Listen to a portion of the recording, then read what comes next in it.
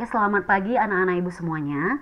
Nah, jadi hari ini kita sudah memasuki proses pembelajaran kita di semester yang baru atau di semester yang kedua gitu. Jadi harapan ibu kalian semuanya tetap semangat dalam belajarnya. Oke, topik pertama yang akan kita bahas di semester ini yaitu tentang sistem pencernaan manusia. Nah, jadi kalau di buku kamu itu ada di bab 3. Oke, nah sebelum kita membahas lebih dalam, kita harus tahu dulu apa tujuan pembelajaran kita hari ini gitu ya. Nah, jadi ketika kita belajar tentang sistem pencernaan manusia, ada 3 poin yang harus kita capai. Oke, yang pertama, mengetahui nutrisi dalam makanan.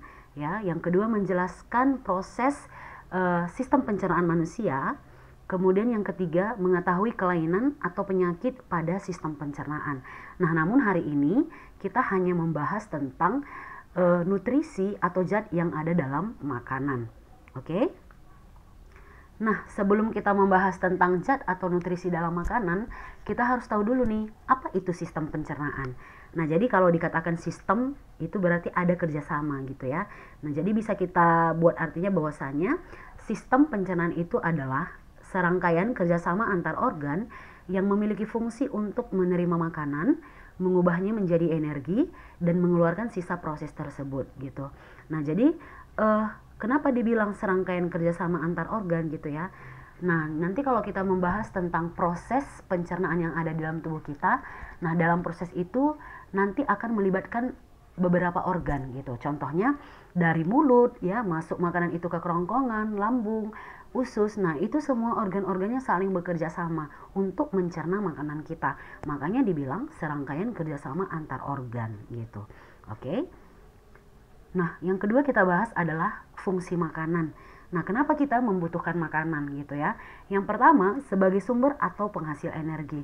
Nah, contohnya ketika kita ingin berbicara, ketika kita ingin belajar, berpikir, kemudian kita melakukan aktivitas sehari-hari, bergerak. Nah, semuanya aktivitas kita ini pasti membutuhkan yang namanya energi. Nah, energi ini kita peroleh dari makanan yang kita makan sehari-hari gitu. Makanya fungsi yang pertama itu adalah sebagai sumber atau penghasil energi. Nah, yang kedua adalah sebagai pembangun tubuh. Nah, sebagai pembangun tubuh ini maksudnya adalah makanan ini berfungsi untuk membentuk dan mengganti sel atau jaringan yang rusak di dalam tubuh kita gitu. Nah, biasanya ini nanti dikerjakan oleh zat makanan yang dinamakan dengan protein. Oke, nah yang ketiga sebagai pengatur proses yang berlangsung di dalam tubuh. Ya, proses yang berlangsung dalam tubuh itu banyak ya. Misalnya ibu buat mengatur pertumbuhan tulang ya, mengatur cara kerja jantung, kemudian mengatur kerja hormon. Nah, semuanya itu dipengaruhi juga oleh zat makanan yang kita makan sehari-hari. Nah, kemudian yang keempat adalah sebagai pertahanan tubuh dari serangan berbagai kuman penyakit. Nah, misalnya vitamin gitu ya. Nah, jadi vitamin yang kita makan sehari-hari melalui makanan kita ya, misalnya dari sayur, buah. Nah, itu berfungsi sebagai penangkal atau sebagai pertahanan tubuh kita agar kita terhindar dari berbagai serangan kuman penyakit gitu. Oke, nah di sini kita sampai kepada materi zat makanan. Nah, zat makanan itu sendiri bisa kita kelompokkan menjadi 2 jenis. Yang pertama adalah zat makanan makro, ya. Zat makanan makro. Makro artinya besar, berarti zat makanan yang dibutuhkan tubuh dalam jumlah yang besar atau dalam jumlah yang banyak gitu. Contohnya itu yaitu ada karbohidrat, protein, lemak, dan air.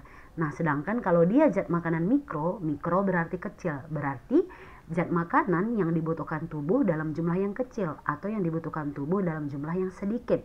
Nah, contohnya itu adalah vitamin dan mineral. Nah, kemudian, kalau karbohidrat, protein, dan lemak ini ya, ini adalah zat makanan yang perlu dipecah terlebih dahulu di dalam tubuh kita.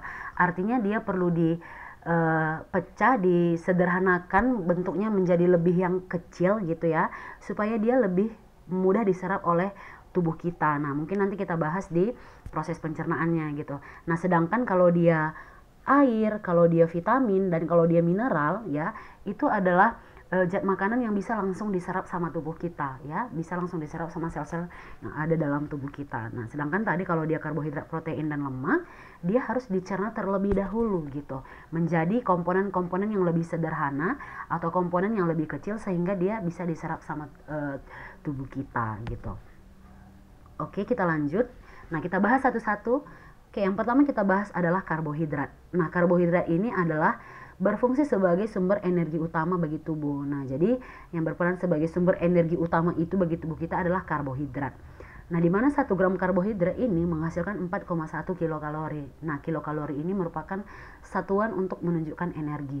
Nah, kemudian sumber karbohidrat ini contohnya itu ada nasi, ada roti, gandum, ubi, jagung, mie, dan kentang. Dan contohnya masih banyak lagi gitu. Nah, ini merupakan sumber karbohidrat. Nah, karbohidrat itu sendiri terdiri dari 3 jenis. Yang pertama itu adalah monosakarida. Nah, monosakarida ini kalau kita lihat dari struktur kimianya, dia hanya memiliki 1 gugus gula. Nah, contohnya adalah glukosa, galaktosa, dan fruktosa. Kemudian kalau dia disakarida adalah jenis karbohidrat yang dia memiliki 2 gugus gula, ya. Contohnya ada laktosa, maltosa, dan sukrosa. Kemudian kalau dia polisakarida berarti dia memiliki banyak gugus gula gitu. Contohnya ini adalah amilum, selulosa, dan glikogen. Nah, jadi karbohidrat yang kita makan sehari-hari atau nasi yang kita makan sehari-hari itu dia masih dalam bentuk polisakarida. Nah, kapan dia bisa diserap sama tubuh kita? Ketika dia dicerna di dalam tubuh kita dan dia dibentuk dulu atau diubah dulu menjadi monosakarida, yaitu dalam bentuk glukosa. Nah, jadi bentuk karbohidrat dalam bentuk glukosa inilah nanti yang akan bisa diserap di dalam tubuh kita gitu. Oke. Nah, kemudian protein. Protein ini merupakan zat makanan yang terdiri dari asam-asam amino. Nah, tadi berfungsi sebagai pembangun tubuh ya, pengganti sel yang rusak atau jaringan yang rusak gitu. Kemudian protein ini sendiri terdiri dari 2 jenis. Ada namanya protein hewani dan protein nabati. Kalau dikatakan protein hewani berarti protein yang berasal dari hewan. Nah, contohnya ada daging, susu, ikan, telur, dan keju. Kemudian kalau dia protein nabati berarti protein yang berasal dari tumbuh-tumbuhan. Contohnya itu pada kacang-kacangan gitu. Nah, mungkin contohnya bisa kamu lihat lagi ya di buku atau di internet, masih banyak contoh dari protein hewani maupun nabati. Oke. Yang ketiga itu adalah lemak. Nah, lemak ini berfungsi sebagai cadangan energi gitu. Nah, kemudian dia juga berfungsi untuk pelarut vitamin A, D, E, dan K. Nah, lemak ini terdiri dari 2 jenis juga gitu. Ada lemak hewani dan lemak nabati. Kalau dia lemak berasal dari hewan, berarti dia disebut dengan lemak hewani. Itu contohnya ada lemak daging, mentega, keju, susu, minyak ikan, dan lain-lain. Nah, kalau dia lemak nabati berarti lemak yang berasal dari tumbuh-tumbuhan. Contohnya dari buah alpukat, dari kacang-kacangan, biji-bijian, dan lemak kelapa. Mungkin contohnya juga masih banyak lagi. Bisa kamu lihat di internet atau di buku kamu. Oke, kita lanjut. Vitamin. Nah, vitamin ini berfungsi untuk mengatur metabolisme. Nah, metabolisme ini maksudnya adalah seluruh proses-proses yang terjadi di dalam tubuh kita gitu. Kemudian dia juga berfungsi sebagai mencegah penyakit atau sebagai pertahanan tubuh juga gitu, supaya kita terhindar dari berbagai kuman penyakit. Nah, vitamin ini sendiri juga terbagi menjadi 2 jenis. Ada namanya vitamin yang larut dalam air dan vitamin yang larut dalam lemak. Nah, vitamin yang larut dalam air maksudnya adalah vitamin yang diproses bersama air. Artinya vitamin itu larut ketika dia berada di dalam air gitu. Contohnya vitamin B, vitamin C, dan vitamin H. Kemudian kalau dia vitamin larut dalam lemak berarti vitamin yang diproses bersama lemak. Ya, dia bisa larut ketika dia berada dalam lemak gitu. Contohnya vitamin A, D, E, dan K gitu. Oke. Nah, ini merupakan beberapa fungsi ya, fungsi dari vitamin, kemudian sumbernya gitu. Nah, mungkin ini bisa kalian baca ya, bisa kalian baca di slide yang Ibu tampilkan, kemudian di buku kalian juga ada gitu. Oke, mungkin bisa kita bahas sedikit. Oke, yang pertama contohnya itu vitamin A. Nah, vitamin A itu berfungsi untuk membantu fungsi penglihatan dan kesehatan kulit. Nah, vitamin A ini bisa sumbernya berasal dari wortel, ubi jalar, sayur hijau, labu, daging, dan telur.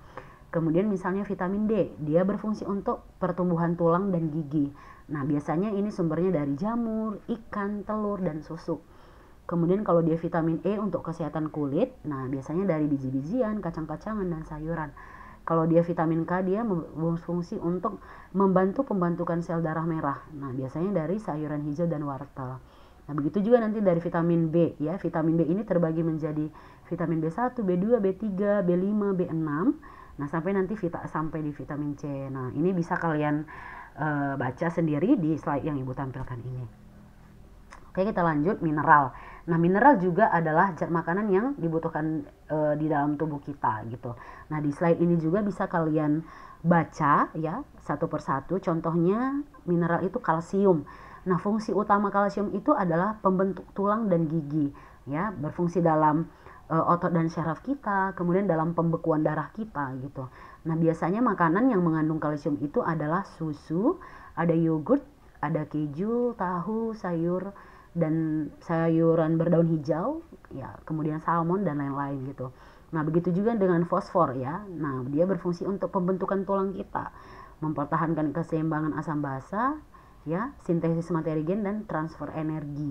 Nah, contohnya itu biasanya itu terdapat pada susu juga, yogurt, keju, kacang tanah, biji-bijian, oatmeal dan ikan. Nah, begitu nanti sampai ke HCl ya, sampai ke klorida ya, sampai yang di bawah. Nah, semua ini bisa kalian baca sendiri ya di slide yang Ibu tampilkan. Oke, nah yang terakhir itu kita membahas tentang uji zat makanan. Nah, jadi uji zat makanan itu dilakukan untuk mengetahui apa yang dikandung di dalam makanan tersebut gitu ya. Nah, contohnya yang pertama adalah menguji makanan amilum atau karbohidrat gitu. Nah, contohnya itu adalah menggunakan Lugol. Nah, jadi uji Lugol itu adalah ketika kita ingin mengetahui apakah makanan itu mengandung amilum atau karbohidrat. Nah, jadi ketika ada makanan, kita mentetesi Lugol, ketika nanti warnanya berubah menjadi biru kehitaman, maka makanan itu mengandung yang namanya amilum atau karbohidrat. Nah, yang kedua itu adalah uji biurit. Nah, uji biurit ini untuk mengetahui ada tidaknya protein di dalam makanan. Nah, jadi ketika ada makanan, kita tetesi biurit, apabila nanti berubah warna menjadi ungu, berarti makanan itu mengandung protein. Nah, kemudian ada namanya uji Benedict. Nah, uji Benedict ini berfungsi untuk mengetahui ada tidaknya glukosa dalam makanan. Nah, ketika ada makanan kita mencampurkan Benedict, nanti warnanya berubah menjadi merah bata atau oranye, nah berarti makanan itu mengandung yang namanya glukosa. Kemudian yang terakhir itu ada untuk menguji ada atau tidaknya lemak. Nah, biasanya untuk menguji ada atau tidaknya lemak dalam makanan biasanya menggunakan kertas buram. Nah, jadi ketika nanti makanan itu mengandung lemak, maka kertas buram itu akan berubah warna menjadi transparan gitu. Oke, nah jadi sekian pembelajaran kita hari ini mengenai zat makanan ya. Semoga bermanfaat.